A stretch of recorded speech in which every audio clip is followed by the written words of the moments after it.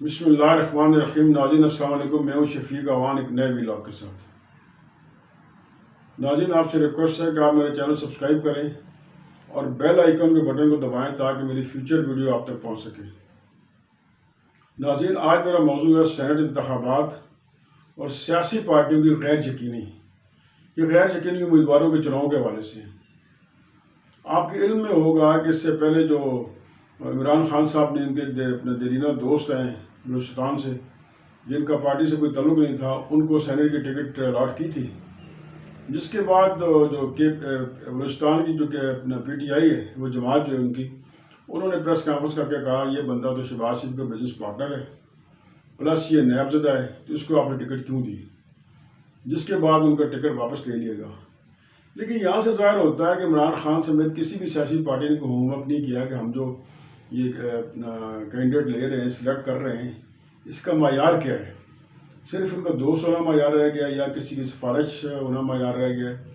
وہ بی اے پی بلوچستان عوامی پارٹی کے رکن تھے، لیکن راتوں رات انہیں شامل کیا گیا جو خبریں آ رہی تھیں کہ پی ٹی آئی میں، اور انہیں ٹکٹ جاری کر دیا گیا.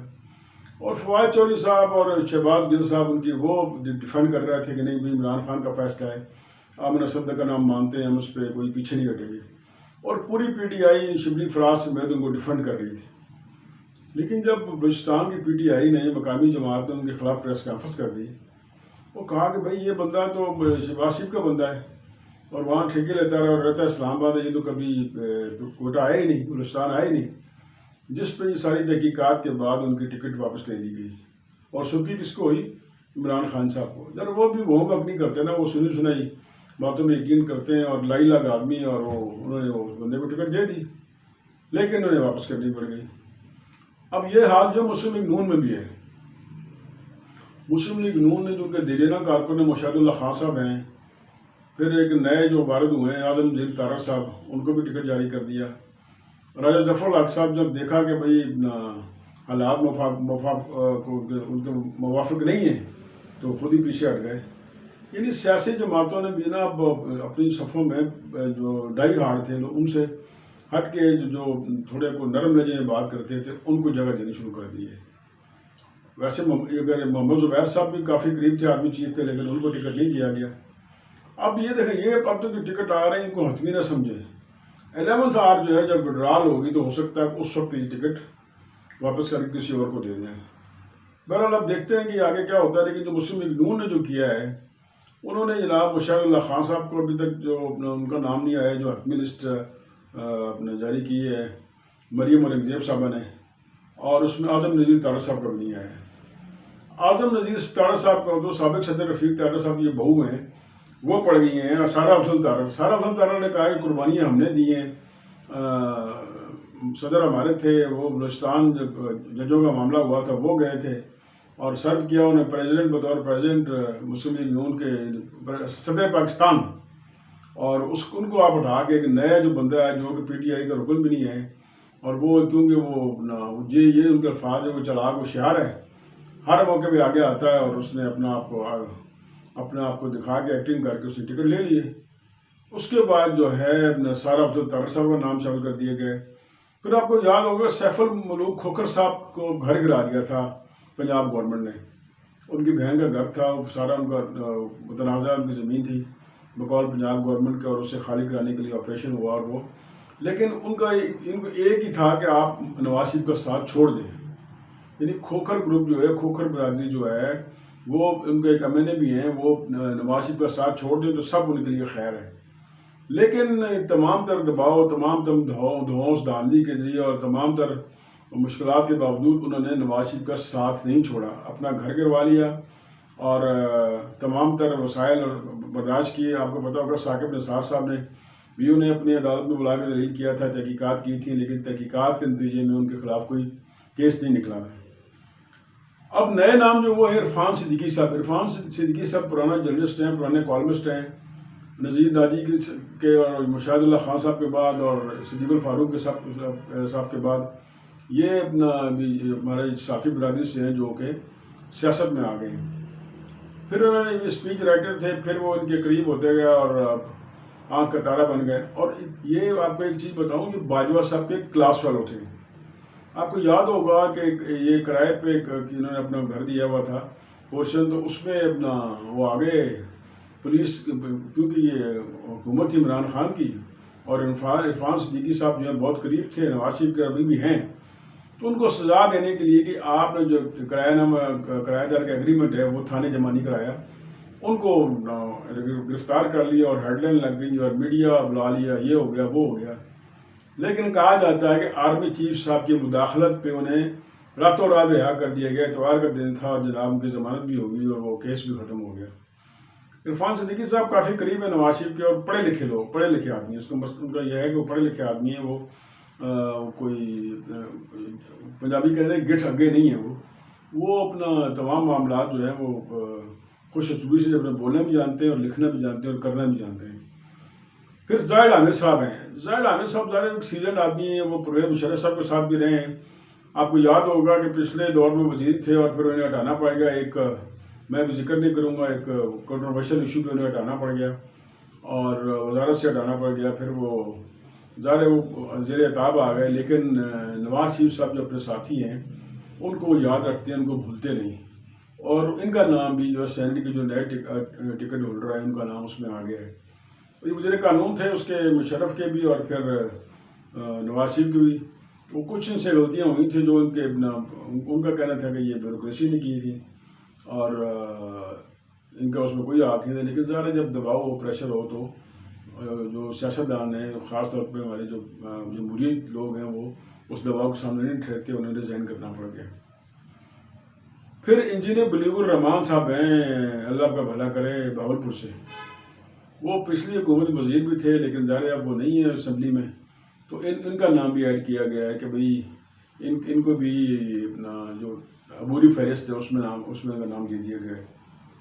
پھر سارہ افضل تارڑ صاحب ہیں، وہ سابق صدر رفیق تارڑ کی بہو ہیں، ان کا یہ کہنا تھا کہ وہ پہلے بتا چکا ہوں کہ ساری قربانیاں ہماری ہیں، تو یہ اعظم نذیر تارڑ کہاں سے آ گیا، یہ چلبل سے لڑکا، اور اعظم نذیر تارڑ صاحب کو سے شکایت ہے پارٹی کو بھی کہ وہ جذباتی ہیں، وہ بدتمیزی کر دیتے ہیں، اور وہ پھر وکیل ہیں اپنا شہباز شریف کے اور حمزہ شہباز شریف کے، اور سارے کیسز وہی ان کے وہ لڑ رہے ہیں ان کے۔